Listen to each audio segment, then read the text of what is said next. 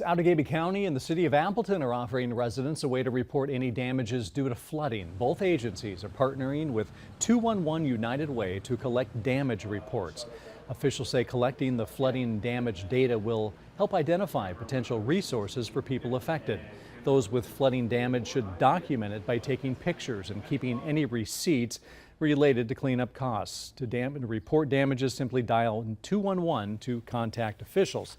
And the city of Appleton also offering sandbags and sand to residents prepping for potential future flooding.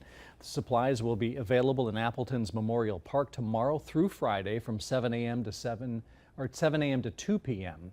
Those who are interested should know the city will not be providing workers to fill those bags, and residents should be prepared to load the bags and fill them themselves. Officials recommend bringing some shovels and pickup trucks as well.